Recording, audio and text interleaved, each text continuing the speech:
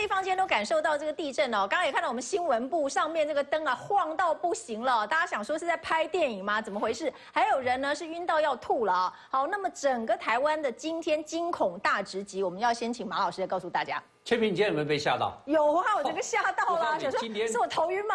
今天大部分的台湾人都被吓到了，而且不管你在高楼被吓到，甚至于像连晃，他在地下室都被吓到。在地下室很害怕吧？我还以为我没吃午餐头晕，因为看到前面车子一直在摇，所以今天的地震真的是震度是感受上是非常非常大。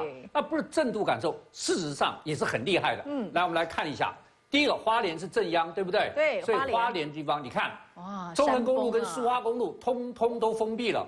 你看这多可怕！远的近的都看到，简直就跟山崩地裂一样，吓死人，石头都滚下来了。人、石头、碎石、巨石，全部哗啦啦啦啦一起，全部滚下来。我给你讲，还有砸中车，还有车子被砸到。对，有车子被砸。所以我告诉你，今天为什么中横跟苏花公路要封闭呢？因为它整个这个碎石跟水石流一样，啪一下流泻下来，那个场面我跟你讲。像是天崩地裂一样，真的你感觉好像世界末日的那种感觉都是一样。你今天是看影片，你没有觉得？你如果在现场，我告诉你，你会被它吓翻掉，天摇地动，天摇地动，飞沙走石。好，那这是花莲，好，那你觉得彰化要过一个中央山脉，过个中央山脉它应该 OK 吧？我告诉你，彰化很严重。你看，我给你看一个彰化的养虾场。这养虾场池子的水像海波浪一样，你看到没有？哗一下，然后我告诉你一个更瞎的事情，这个里面虾都快被摇晕了，对不对？对。旁边6个钓虾客，怎么回事啦？ 6个钓虾客好像没事一样，淡定哎，还睡着了，要命！你看到没有？6个人还有一个回头去装饵。那水明明已经晃成这样子，你看到没有？对，这怎么会这样子啦？我告诉你，这6个人真是我好想请他来上节目。他的心脏是比别人更大，他是以前吓傻，强行动。我告诉你，虾都吓傻了，他们居然毫无动于衷。我觉得这6个人啊，真吓透了。然后还有其他地方，对不对？除了这个之外，新北环快，路灯跳波浪舞。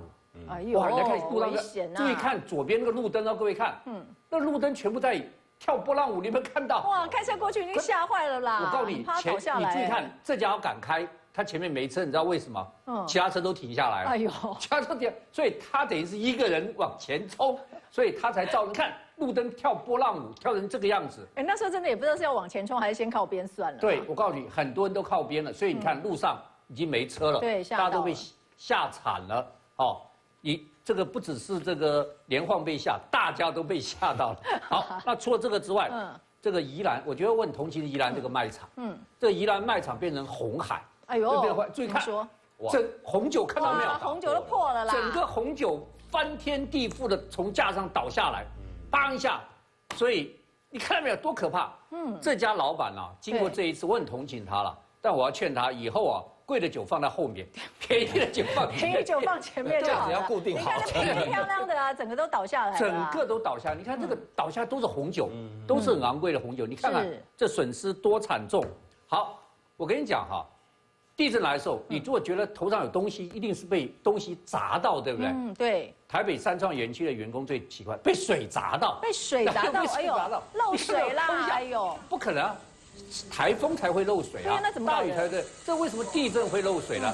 好，现在有人猜，第一个是水管被摇破了，但是水管摇破一下，第二个更猜更大，水塔被摇破。啊，水塔。现在还不知道原因，就是这是台北三创园区的5楼，5楼开始啪大漏水。三创是卖电子产品的，对，哇，这个也损失很惨重，真的损失。你知道，你这个电子产品一沾到水的话，电子产品没救了。那我们只是今天。先给你看5个，好可怕的海波浪，这个路灯跳波浪舞，然后给你看到这个三创也淹水，大卖场变红海。其实今天全台湾各地都有传各种恐怖的灾情。好，所以我们看到呢，今天全台都感受到这个有感地震哦。那台北这边呢，很多台北人大家在脸书上说，哇，好像感觉上一直晕船呐，好像已经过了很久，都一直想吐。好，为什么台北人这一次真的是被吓到了？台北的情况啊，有特别的严重吗？而且甚至有建筑物倾倒，为什么在台北大家感受如此的强烈？今天呢是1:01的时候，突然这样子一震，但事实上在一震之前呢，我们呢手机都响了，气象中心已经通知到我们有地震。果然马上我们就看到整人站起来，然后上面的那个灯呢，刚好我就在你们的节目上，然后就一直在摇。对，确实很紧张。你那时候有想要逃命吗？没有，因为我们大概知道逃也没用嘛，对不对？超惊艳。对，因为好了，我只能说我们新闻部在地震的那一刹那，你知道大家怎样吗？没有人尖叫，也没有人躲，全部人在干嘛？把手机拿起来拍那个灯，你知道有多敬业吧？可是呢，后面我会看到一件事情，就是长安东路2段有一栋大楼倾倒了。哇，那心整个都沉了。因为当时921的时候，我们也是晚上的时候，突然呢接到了电话，东兴大楼刚开始第一句话也是倾倒了。我们就想说是不是又那个悲剧，又那个故事出来了？然后你看呢，现在就我们看到，就长安东路2段77号这栋大楼倾倒了，在7楼那边有一些梁柱，因为这个地震就卡了。刚好靠在81号那边，本来是2栋大楼，但它的缝隙蛮窄的，结果现在变成它靠在一起了。靠在一起，然后我们马上呢就想说，哇，怎么会是这样子呢？内政部长许国勇也去了现场，然后说结构技师也去了，然后知道说目前暂时没有倾颓的危机。可是呢，为什么会有这样子呢？一查，原来在921前20年前，它就是因为921的状况，那边的房子比较老旧，高楼比较多，所以有很多时候是列为所谓危楼。需要去处理的，结果都没有处理嘛，20年来都没有处理了，所以才会今天这样子。然后可是呢，你会发现说，其实我们去当时在附近还有一栋也是危楼，可是民间哦，真的我们政府要检讨，政府呢有些公务人员哦，那些地方单位哦，有很多时候不要什么都推给中央，你台北市政府这么多年来你都没有处理，因为呢这个地方那个地方呢，921之后过了几年是民间的，他们就自办都更，2011年就盖好了，现在美轮美奂，而且是一个新大楼。然后结果民间都有这个力量，政府的力量，市政府不是很厉害吗？你怎么拖了这么久20年？不管你是谁，对，你经过这么几个市长，你不要天天只在那边跟着妈祖走，你有没有来处理一下？管它是蓝的、绿的、白的啦，反正你这个东西在危楼，你本来就早该处理，已经20年了都没有在动，都没有在动啊。所以这个东西今天处理到这样子，可是我们今天另外一件事情呢，我们也发现说，台湾真的没有鬼混20年，因为你看说今天这个时候出了这个状况。马上的宪兵队就进去，那里面那么多人疏散出来到一通公园，处理得好好的，然后该去，而且警察呢，还有一些消防人员冒着生命危险进去清查，里面绝对没有人留下来，这个效率是做得非常井然有序，跟921的时候完全的不一样。然后呢，我们的中央政府也马上启动了疫办中心，内政部长也去了现场，你就会发现说，其实我们经过921的教训之后。台湾其实一直在进步中，除了少数人他们的日子过得比较舒服，所以不知道，所以才会说台湾鬼混20年。可是另外一个就是为什么这么大呢？其实大家我们马上想到的就是要做果冻效应。果冻效应。果冻效应是什么意思呢？就是说，因为台北是一个盆地，是周围有山，那台北整个大台北呢，基本上呢都是一些堆积的泥土。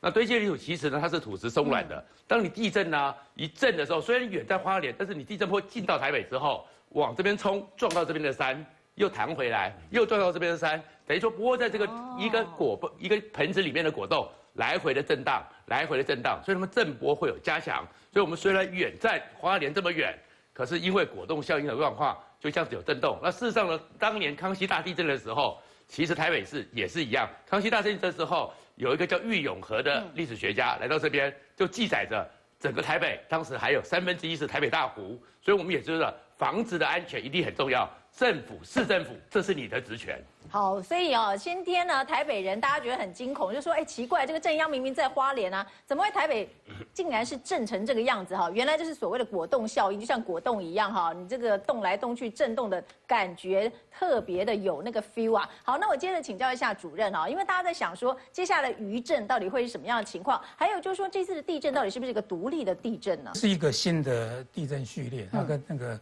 0206那个2018、0206的地震是没有关联的，没有关联。那个因为那个2018的那个地震比较靠外海，或者它的灾损都是沿着那个米伦断层发生的。那这一次是比较靠中央山脉，那个这个地震可能是就是中央山脉断层那个所引起的。好，当然大家说地震没有办法预测，那到底地震可不可以预测？真的有这样的情况吗？2020年之前可能会有很大的地震。哦，对，那个大家讲到说那个2020之前哈，可能会有大的地震，我是我讲的啦，但是我是以全球的观点是，哦，就是说，因为我发现说那个从1900开始观测地震以来哈，那个其实我们每一年平均规模7以上的地震哈，大概会有17个，然后规模8的会有1个。哦，每一年是这样的，这是正常的。然后我就把这样子一个正常的，然后那个去看哦，大概在1950前后哈，有连续规模9的都集中在那里。就是一直到那个1965年那个智利的那个地震哈，那个到规模9.5。哦，就是说总共有7个规模9以上的地震，所以那个火药器释放了很多大的地震，然后以后就一直是维持平的，就是维持平的也不是没有地震释放，大概会有17个7的1个8的，就长期的平均。是，然后到2004南亚大海啸那个规模是9.1，然后后面有印尼还有一些8.8、8.7的是没有引发海啸，那一直到2011年3.1日本东地震，东日本那个大地震又是一个规模9.1的地震，所以现在9的已经有2个了，但是我看它的那个时间如果说跟上一个周期比时间的长度的话，我们必须提高警觉到2020。它释放的能量也不够，所以以它之前的周期来推估的话，2020年之前可能会有规模9左右的这种强震出现。你的意思是这样？好，不过主任我也想请教您因为很多人会问说，为什么每一次这个地震发生的时候，大家就要说它相当于几颗原子弹的这个能量释放，为什么都要以这个来做一些比喻，或者做一些比较？这个我们的教科书也都没有了。这个等于几颗原子弹这个。也是我发明的，也是你发明的，又是你发明的，对。为什么你要用原子弹来做一个比喻？我统计大概50年来的那个台湾规模6以上的地震，全世界看规模6的太多了，全世界的话要看规模7以上的，那台湾看规模6以上的就好，因为我发现菲律宾海板块去挤压欧亚大陆板块，然后那个一年地震大概有3万多个，那规模6以下的3万多个几乎都是规模6以下，总共累积起来每年都是等于3颗原子弹。因为小的地震非常多，而且一定会发生，但是规模6的就不一定会发生所以我只要看规模6以上的，规模6以上的我把那个40-50年来比较长期的一个平均每一年大概菲律宾海板块挤压大陆板块，大概一年会累计8颗原子弹。这就是我们那个。的宿命就是因为2个板块挤压，所以会造成有8颗原子弹累积。那但是它这个释放就不太规律了。那个就是1999年921大地震之前台湾地区累计了200到300颗左右的原子弹，只是当时我不知道。当时我已经是地震中心主任，我不知道。然后那个921规模是7.3。然后后面有3个6.8的余震，其实很多人是死在后面那3个6.8的，对，因为7.3主结构已经破坏，那个6.8在一摇那个很多人进去拿东西，刚好房子倒下来，对，所以我就是把那些都算好了，那我就一直算到2016那年释放很多原子弹。就是说我的那本账就刚好结清，所以我也特别就选在那个。所以它其实经过统计是可以了解的，对不对？就是它大概在1年之内有多少的能量释放？一年就是累积8颗嘛。我到2016的时候，我后来退休了，到2016年底那个退休，就是我那本账已经算完了。我觉得说那个历史使命已经完成了，所以我交给那个体系后进嘛，就是给后面的去努力。好，那这本账现在到底在哪里？如果我们要问的话，就是交给后面的人。我是交给后面的人但是他们没有笑纳，没有笑纳。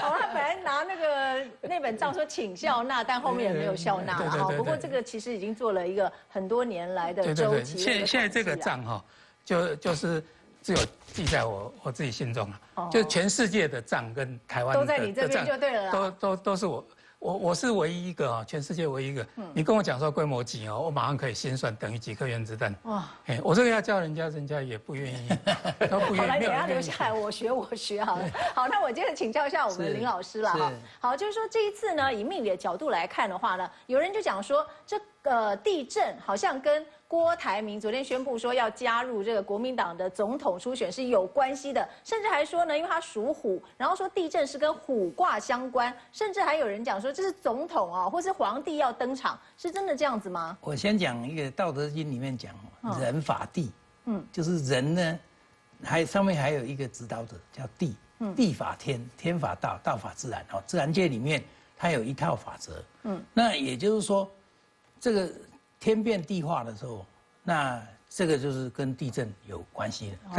在易经里面，那么它也记录了这个。那我先讲哈，过去921大地震，李登辉的时代，是不是民心思变了？对，就换了民进党进来了嘛。对耶，政权轮替了。对，好，那有时候会有一些政治的事件，其实地也有反应。比较大的政治事件吗？比如说，那个蔡英文第一任跟这个马英九竞选的时候，那个时候他还没有他的这个95还没有成熟，所以没风没油，高速公路那个就绑刷啦，对吧？没风没油，没有风没有雨，绑刷啊。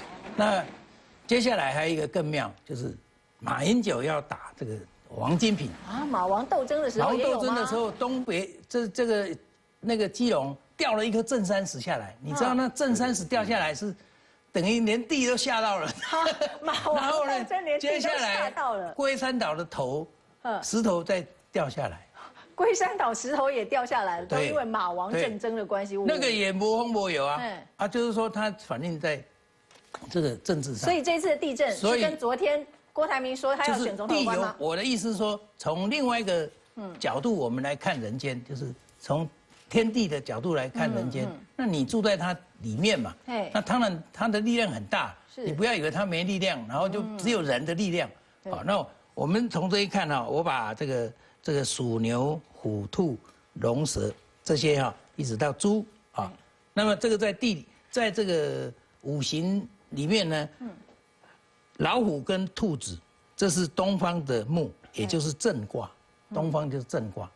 那易经里面还有一个，就是叫地出夫震，也就是说，上帝是从这个地震开始的。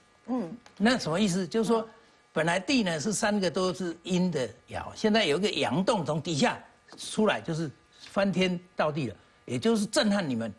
所以刚好这个郭台铭他是属老虎嘛，对啊，他刚登记完了，他震撼教育来了，第2天你全民都有感的，也太可怕了吧？那还不到24小时从来中华民国总统想要竞选的没有，就是只是个商人，我不是从政开始的。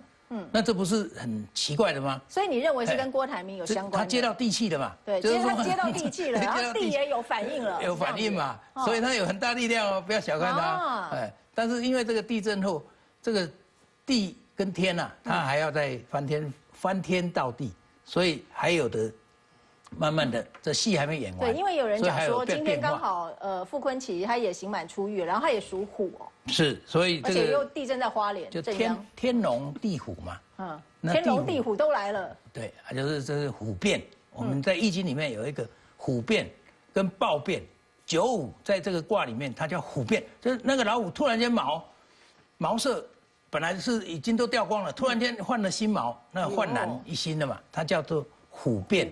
还有一个叫更厉害的，有人叫豹变，豹子的毛不是很漂亮，比老虎毛所以那个是96了啦，那个就不在95就是95要当领袖了，就是领袖、总统、皇帝嘛哈。所以这个很有趣，就是说，这一次呢刚好是6.1，那我们从一个征兆来看，易经里面6是属这个坤哈，那1是坎卦，2个人叫地水师。什么意思呢？师的意思是我要聚众，部队的单位叫师长嘛。对。而且他不是大帅啊，大帅是没有头脑的大帅，他是师长是有头脑的，都一个头脑，所以那表示说，哎，这个地震告诉你，接下来就是在地水师看谁能聚众，就是一场战争开始了嘛，一场打仗，所以这选战开始了嘛，选战开始了，所以之前还没有选战，表示郭台铭进来以后，震撼教育以后才开始，才澎湃起来了嘛！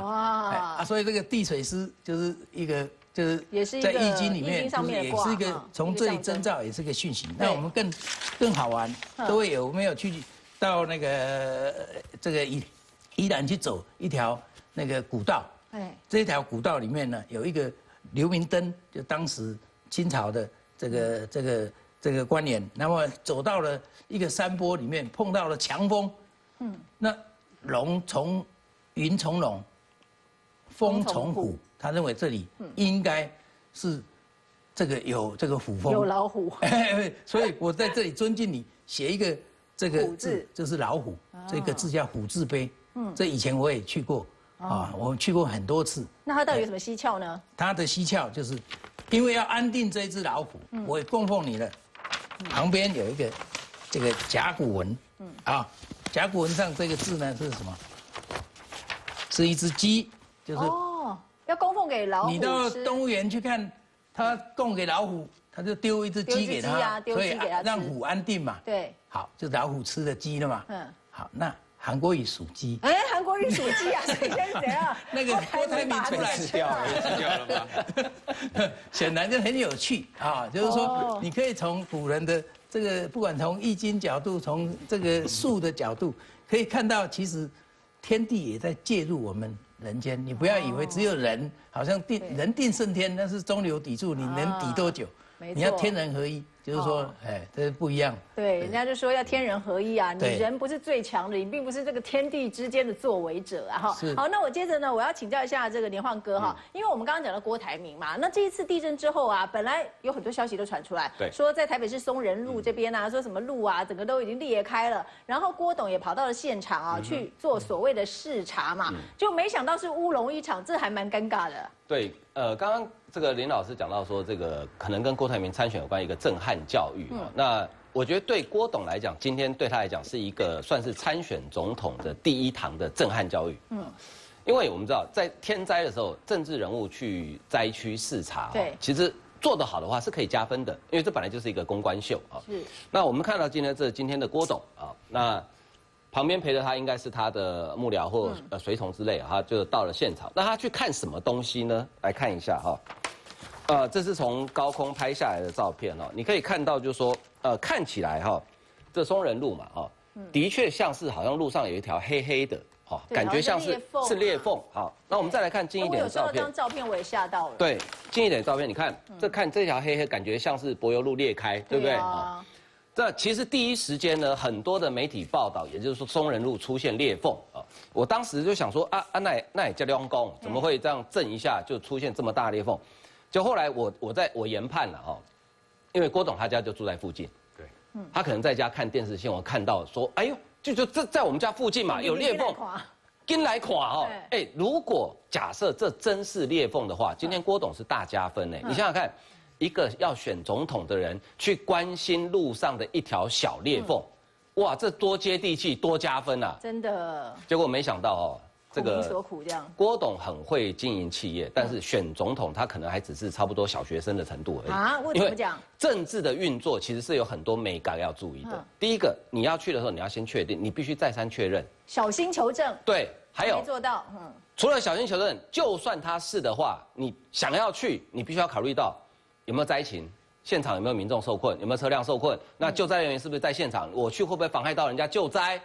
你如果去妨害到救灾，反而是扣分。结果没想到郭董大概没有经验了所以呢，他今天就做，当然就被很多的网友说就在亏他说，这个马路为什么不正眼瞧我？你看这画面啦，这是郭董去看嘛。然后几个人在那边拉给他，结果发现它不是裂缝，它只是因为之前可能柏油路有出现一点点皲裂，然后市政府的公务单位呢用这个树脂把它补上去，对，所以看起来很像裂缝。那当然这个对郭董来讲，他应该学到一次教训。那媒体记者怎么都知道他要去？那当然是有通知嘛，对不对？那希望这个不是幕僚给他建议，要不然这个幕僚可能要去罚跑松仁路3圈。对，因为你没有求证啊，然后也不知道这到底灾情怎么样啊，会不会影响到交通啊？对，可能要搞清楚。那讲到这个蔡英文跟苏贞昌就比较有经验，因为毕竟他们是执政者嘛，哈。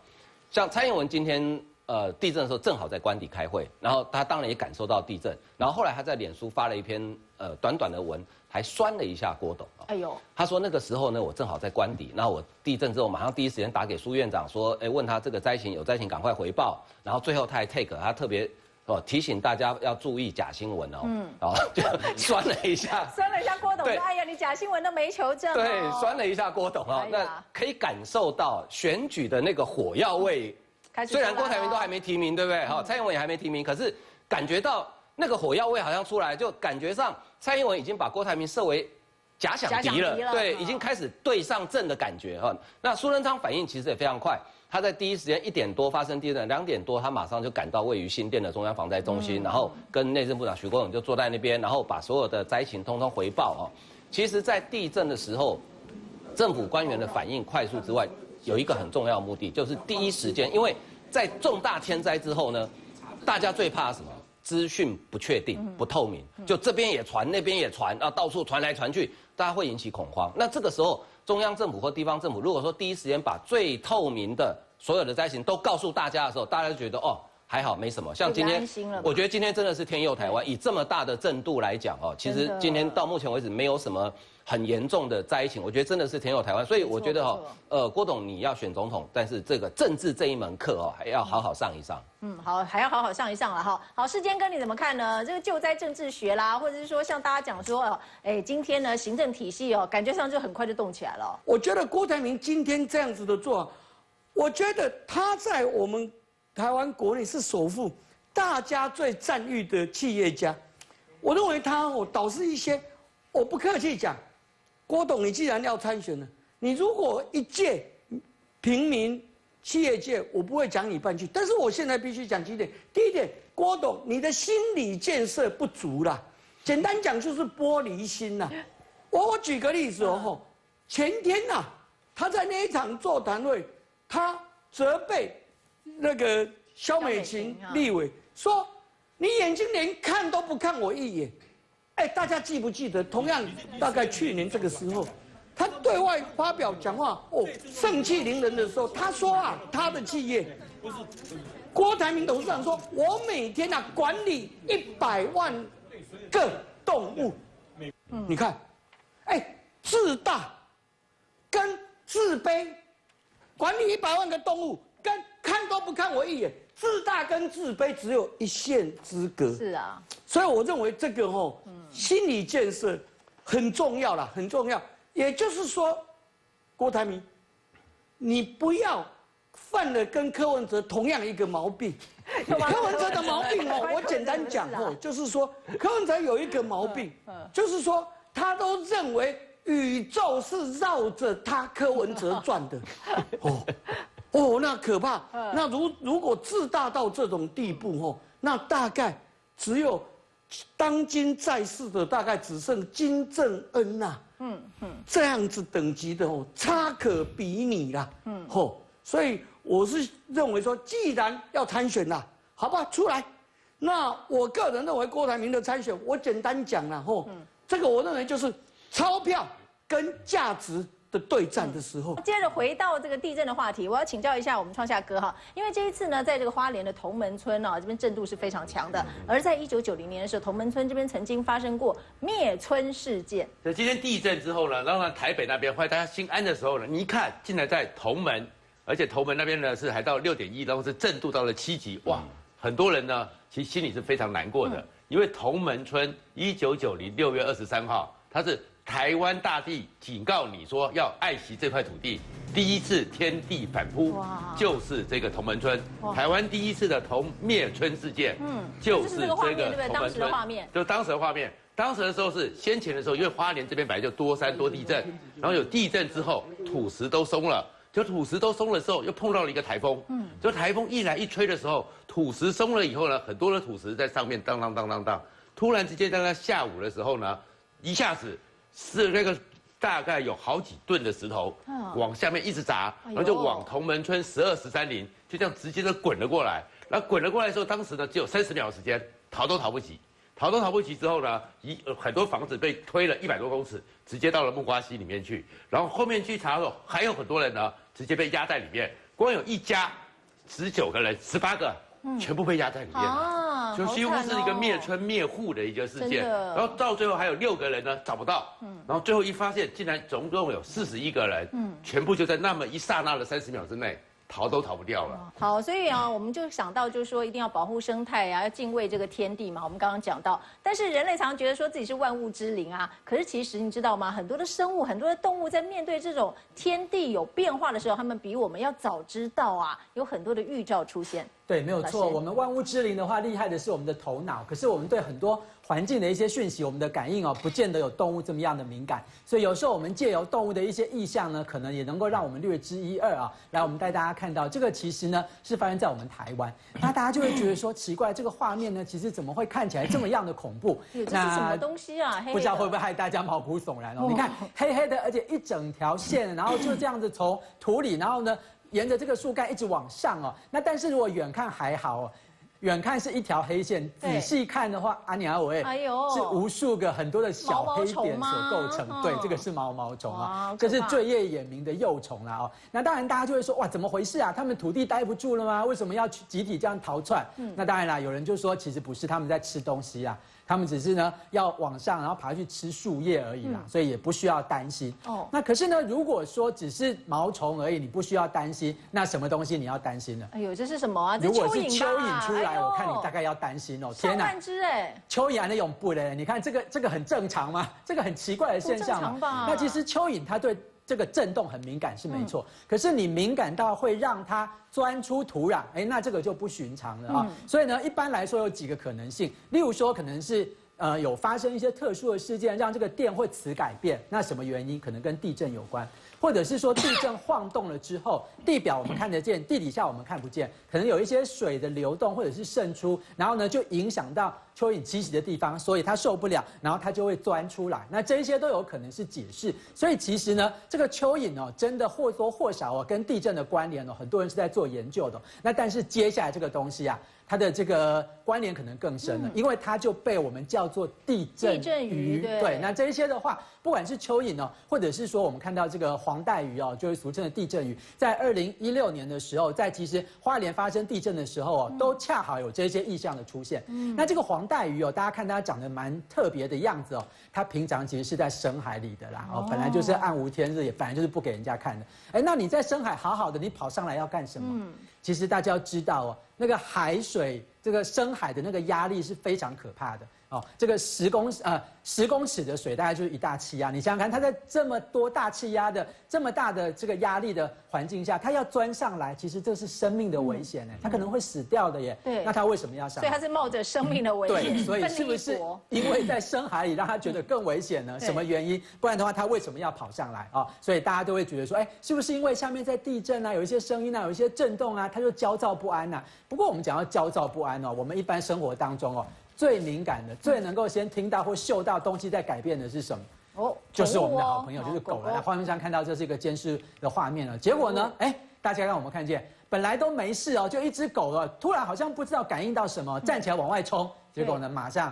很像我们早上的画面。你看他先跑了，对不对？对啊，当然我们早上没那么严重我们中午没那么严重。你看过了好几秒对，可是有没有发现？好，开始摇了。哇，那这个真的是厉害的预警系统有没有？它就很快就发现了，所以其实我们大家还是会很好奇这些动物是不是有一些特殊的感应？是我们不知道的那接下来的话，我们这当然已经看到这个日本去了那我们地震很多，那日本的地震也非常多。大家其实呢，我们东方世界我们东方人特别喜欢研究这个动物的意象跟地震之间的关系。来，我们画面上看到这是什么？都是乌鸦在飞吧？不要以为是希区考克的鸟不是这个其实，但是那个惊悚的感觉是很类似的因为他们其实就是拍到了这个天空当中其实日本的乌鸦本来就不小，可是这样一起飞起来看起来也快要乌云蔽日大家还是觉得很害怕，而且也觉得这个好像是因为 PO 的人他是说就是在地震前发生的事情所以其实他就会很担心说，这到底怎么回事会不会跟地震有关？不过刚刚的是什么？刚刚是动物意象对不对？还有大自然的意象大家有没有看过水会往上流的？水会往上流，而且它不是说平常都这样哦，本来是好好的哦，结果突然呢，这个在这个日本的宫城县那边，大家有没有看见？它这样一波一波的这样子上来耶。我觉得这个画面看起来还有一点像那种室内造浪的那种样子，对，它不是我们台湾这边什么水往上流那个观光景点这个它就是突然发生的这个事情，哇，大家也是啧啧称奇哦。其实我们不看过，喜欢之外我去观台那对，那大家就有人说了，其实你把它想象成是什么？把它想象成很像就是淡水河流的海啸了。哦，我请完了楚拉米一块的啦，它得当有水料，所以就有个波，然后这个波就传递这个力量，就会把它往上推，然后就往上流上去了。那不过我们讲到跟地震有关的这个意象哦，其实我觉得最神秘的是什么？是地光，是地震光。那大家竟然发现哦，会在这个地震发生之前，会在地震发生的当下会出现这些光亮哦。那这个其实是在去年2月的时候，我们花莲那边发生地震哦。那也有人说，好像有拍到而且其实它持续的时间，我们看见。好像闪电一样，没有？很像这样闪一下，这样亮上去哦。那当然，其实地震光很多人在谈，可是没有办法讲得很清楚，不是很了解到底是怎么原因。那当然，目前的推论大概也就是跟一些地磁的活动有关系。不过当然有人说了，花莲这一次是在地震后发生了，所以它可能跟地震的关联小了一点点。可是这么亮，应该不可能是扯断电线或者是什么电线走火，还是非常奇怪。对，没有办法。那但是呢，刚刚看到一大堆毛毛虫哦，大家已经觉得很恐怖了。接下来这个画面呢，哇，也是万头钻动。哎呦，这是什么？有没有看见？但是你会觉得很好奇是什么东西啊？这竟然是乌鱼乌鱼怎么会聚乌鱼吗？我们要平常这个渔夫朋友们、渔民朋友们要抓乌鱼就很辛苦了，就你看一大堆，全部都跑出来，一大堆挤在这边哦。那当然了，这个当然对于抓鱼的人来讲，可能觉得鱼一次很多啦，这样也不错。等一下就抓准点干了，但是他们是在大逃亡问题是没有错，大家担心的就是这一点。日本人最担心的是什么？就是富士山爆炸，还有日本滑落海沟。对不对？所以他们就会在想说，这个会不会跟这个有地震有关系啊？那当然我们也不知道是真的还假的。不过其实就不希望引起莫名的恐慌。回到我刚刚说的这种动物的意象东方人喜欢研究。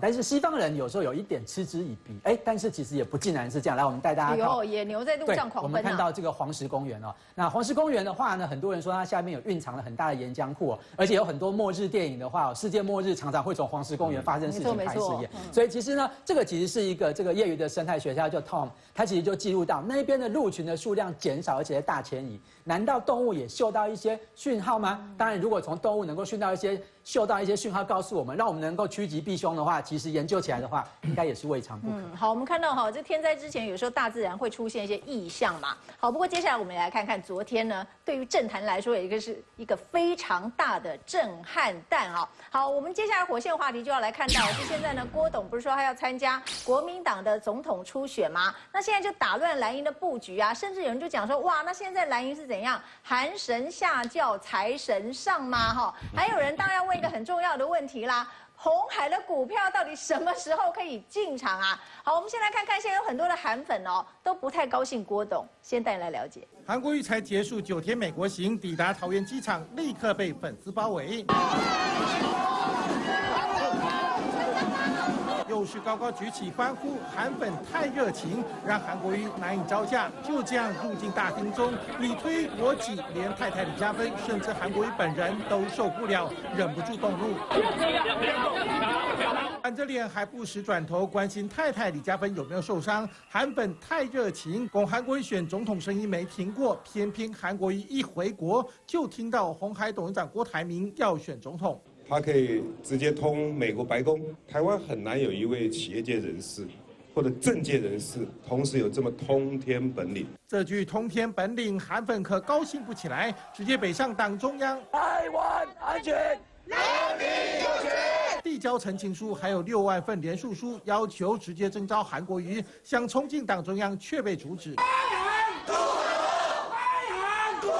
韩粉会焦虑有原因，郭台铭原本网络声量只有韩国瑜的1/6，4月17号立刻翻转，暴冲到韩国瑜5倍之高，更担心企业大佬直接倒戈。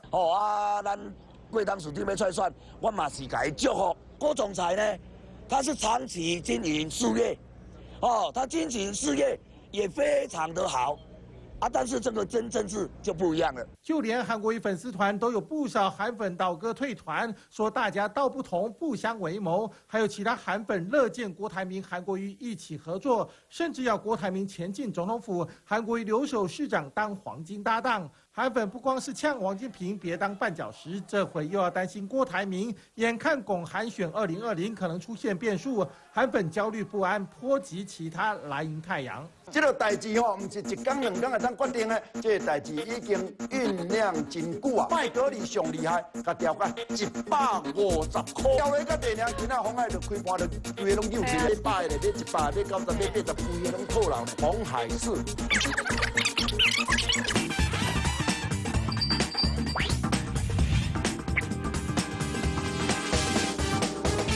好，我们就来谈谈哦，因为现在有很多的韩粉就想说，哎，本来以为说韩国瑜要黄袍加身了嘛，结果现在杀出了一个郭台铭啊。好，但是大家也要研究一件事情，就是韩粉跟郭粉到底有没有重叠，到底是不是高度的重叠呢？其实对韩粉来讲呢，418真的是史上最暗淡的一天，对不对？说他们大概跟世间议员一样，不胜唏嘘。你看他们今天呢去接机，本来以为回来的时候万人拥戴，筹安会都已经出来了，万民请愿表都出来了。结果呢，虽然还是有人去接，但是我们大概有听的话，游览车呢就没有像以前那么多了。然后大家很多的国民党的很多人呢，因为财神出来了，所以呢整个状况是不一样。而且确实呢，郭台铭的这个爆发力真的很强。这个呢是那个世新大学今天下午公布出来的一个民调，完全韩国瑜和郭台铭对比，韩国瑜现在只剩29.8，郭台铭是29，所以两个人已经势均力敌了。你韩国瑜准备了这么久，到美国去做了这么多，没想到郭台铭一下就上去了。可是真正让人不胜唏嘘的是，我刚看这边截下来的这个留言，因为呢，你要最近这段日子呢，韩粉也很喜欢到我这边来留言，然后我呢就会看一看，然后他们呢突然之间，你看这语气就完全变了。我们没有对不起韩国瑜，不是不支持，但是呢，我们还是希望他把高雄市好好的做好吧。没错，想当初我们帮了他这么多忙。但是现在他真的是做好高雄市，有个出险，有什么不对？你看到没有？整个韩粉开始现在变成说，我们也可以支持郭台铭，我们可以让大家觉得蛮奇怪，那韩粉是怎么回事？就那么快就已经变脸，翻脸跟翻书一样。所以有很多人呢这边评论说啊，正常的他们用一般的理论来讲说，韩粉应该有3种，第一种就是我非投你不可，不然的话我就绝对不投票。最死忠的啦，最死忠的啦，对不对？好像我已经此生要嫁给你了，你对吧？你不要我都硬嫁给你。然后另外一种呢是说，他们本身就是偏蓝的。然后偏蓝的呢，然后呢，这样因为呢情势所趋，他们可以接受韩国瑜。然后最后一种呢，是他们可能是韩国瑜的票源里面有柯文哲的，所以他们搞不好会更巩固去投给柯文哲。可是根据我对他们的分析和了解，没有这回事。没有这回事。韩国瑜在50、60岁以上是居多，20到40是很少的，然后20到40是柯文哲，所以韩国瑜其实没有年轻人票，反而是看到世新的民调里面，郭台铭的年轻人票。大概从20一直到50岁之间，每个领域都赢韩国瑜10个百分点啊！所以郭台铭可以吸纳到很多的这些年轻人。对的，那为什么是这样子？其实因为韩国瑜，看他们是拿着个中华民国国旗唱夜袭的这群人，他们基本上呢是比较跟过去宋楚瑜的群众是很像的，所以他们的行为也都是这样子。因为他们最后呢一定会含泪投票。当时的时候，他们呢鼓着宋楚瑜跟马英九争，然后争的时候呢，宋楚瑜还帮马英九不是还记得下跪吗？下跪完毕之后呢，结果马英九不领情，所以他还生气。2005年不是选台北市长吗？那选完之后还是落选之后，整个宋迷啊，多么痛苦，在那边哭啊、流泪啊，送进总统府，又教训马英九，一定要跟马英九做个竞争。就到了2008年的时候，那时候我们就跑新闻记得最典型的一句话，黄义交先讲出来的。现在不上车，以后就没有座位了，所以整个亲民党就跑回去了。所以你今天看到韩国瑜呢不胜唏嘘是，如果郭台铭的气势就一开始就是起身炮就这么强大的话，韩粉韩流大概就说好吧，国瑜你还是好好守山海关，你在高雄里面就待好了。所以韩国瑜可能就留在高雄哈。但是大家也会讲说，因为韩粉的力量也很大，那国民党里面呢，这蓝营里面会不会有这种整合的问题？还是说不要小看他们最后还是会整合得很好？在我看，郭台铭的气势，今天他是最高的。我认为再来啊，就会陆续可能平盘，要不然就往下掉，因为这个是最高的时候，因为他宣布要参选，这有产生一些震撼，那很多人意外啊，或者眼睛为之一亮但我的看法是为什么？因为如果照一些财经的分析说，哦，它是最大的企业，是我们全国的首富啊！你看它才放风声，才要选，这几天哦，股票连着涨，每天涨4%，那个建平，如果照这样。说寄望郭台铭参选，经济整个翻转好啊，股票就会大涨的话，那到明年的1月11号，扣除假日没有营业的话，那股票我们台湾股票必须涨到8万点，不是吗？哇，那不只是亚洲，等于全世界最强了，全宇宙最强。但是可能吗？可能吗？第二点。我为什么要出来讲一些话，说一些声音？为什么？我认为这是一个社会的格调。为什么？郭台铭是很成功的企业家，没错。可是，在我们台湾成功的企业家不生反己，全世界那更不用讲。你是首富，那不能首富一说要参选，哦，整个社会就屈膝下跪，这像话吗？我为什么说这是钞票跟价值的对战？为什么？我的看法就是说，我们要跟我们下一代讲，就是说，金钱不是万能，金钱不是唯一，不是吗？我们台湾追求的是价值，这个价值就是自由、民主、平等、多元。光这个多元的价值来讲，金钱就不能代表一切嘛。那你觉得韩国瑜嘞？韩国瑜现在怎样？没了吗？我是不生唏嘘了。我觉得这一个礼拜来。大家看，我这一个礼拜来，韩国瑜拼了老命，美国之行。我说那个是神佛之旅啦，就是韩神到哈佛、史丹佛去拜访。神佛之旅哦，他发表演讲造成轰动，在场的侨胞不但盛大欢迎，我们在我们台湾这边，他们国民党这个所有党公职跟他隔海欢呼。那让韩国瑜讲出那一句啊，明年1月11日台湾见。对，那韩国瑜的意思很清楚啦，等于他大概回来都大概就要誓师了，大概就要宣布参选总统。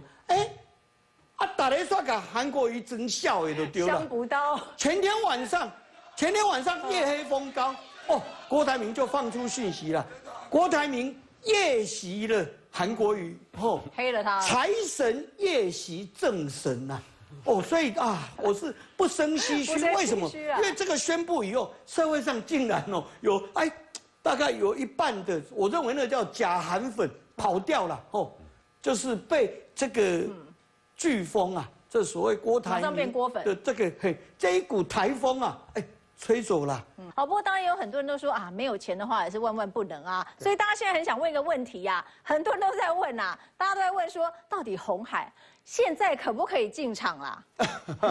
对，因为鸿海在咱台湾有80万的股民，所以鸿海的迄个一举一动都牵动到80万股民的心跳。对。但是咱看这届郭台铭一宣布讲要来选总统真正是轰动武林，惊动万教咱的时代的立委黄国昌伊讲这马英九支持郭台铭这用想的就知影。伊讲这早就料会出来啦。这个代志唔是一天两天会当决定的，这个代志已经酝酿真久啊。伊讲过去伊批评马英九政府是一个权贵。加财团的经济，他说他没有冤枉他。当然，现在出来，郭台铭先生出来，当然有很多不一样的话语。当然，我们也可以看到当然对他的一个股价的影响包括今天当然很多所有包括鸿海舰队，包括台湾的股票都是开高走低，因为高低震荡了140点，鸿海开盘的话这起5.8%咱都你你讲，迄啦安尼起200刚起到8万点嘛97块几啊，有够恐怖的不过收盘是小乌啦唔嘛安尼尔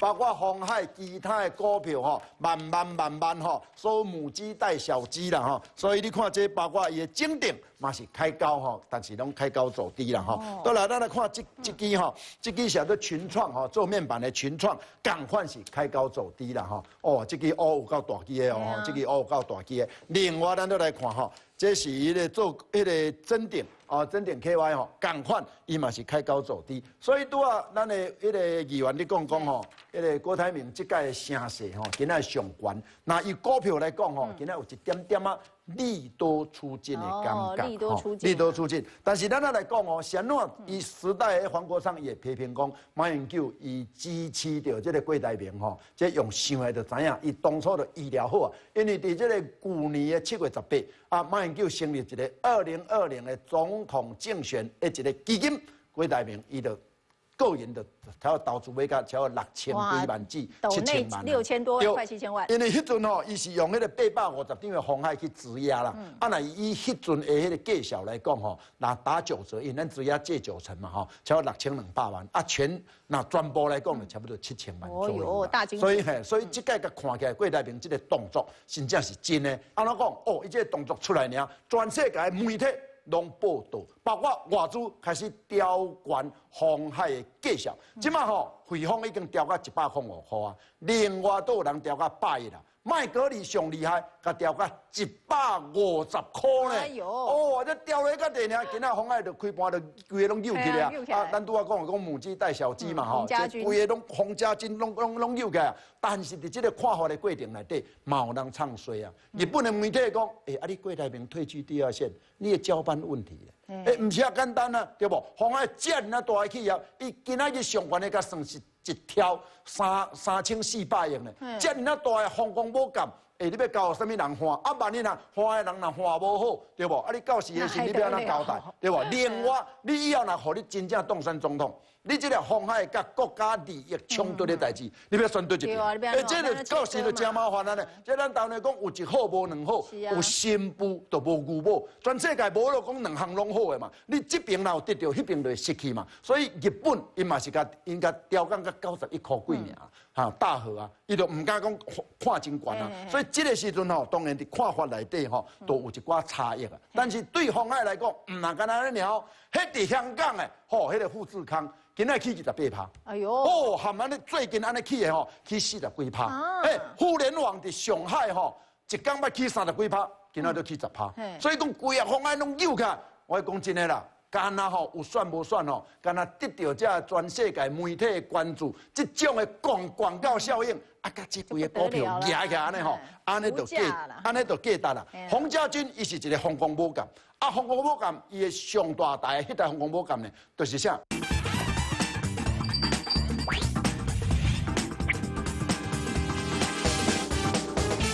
鸿海过去来讲吼，会使讲伫2017年的是麦格里啦，伊有一个分析师啊，叫张博凯，敢若为了鸿海出一个研究报告，262亿啦，全咱所有伫做股票的吼，讲真诶，生目睭唔捌看到后头壳啊，唔捌讲安尼出一个262亿的研究报告，伊的定论就是啥？鸿海是未来世界资源的整合者，伊目标看到200。 哦，大家拢吃落去啦。鸿海迄个时阵还未减租以前101块，从扭到122块5角。哇，人已经看到200，122块安全嘛，对无？结果为122块5角，直直落到780块、890块，哎，减租了都落到70块，所以听伊讲的人，才拢套牢啊。但是这届呢，如果是麦格里啊，别人拢唔敢看好，这个麦格里看到150呢。张博凯因为看到鸿海这个代志。 被选为什么？选为电子股内底电子产业硬体的第2名的分析师呢。新说外资甲讲那个，伊讲张博凯吼。 足以撼动资金的市场，他的一个先驱者。哦，讲到那神同款的，但是咱知影哦，80万迄个股民，较早拢有受过的这个教训。鸿海减资了，剩70块。减资了剩70块，迄是了了个黑黑呢。你买120的，买100的，买100，买90，买80，规个拢套牢呢。所以有当时啊吼，咱咧看代志爱看两边。当然80万的股民可能啊，咱过档来出来算，啊，鸿海若甲200，甲你支持。啊，但是用另外一个角度讲。啊，我为着较早呢，听到讲200块入去买套牢的时，我起码是袂爽，会惊会惊嘛吼。所以讲这吼，咱慢慢来甲看，咱讲慢慢来看，对。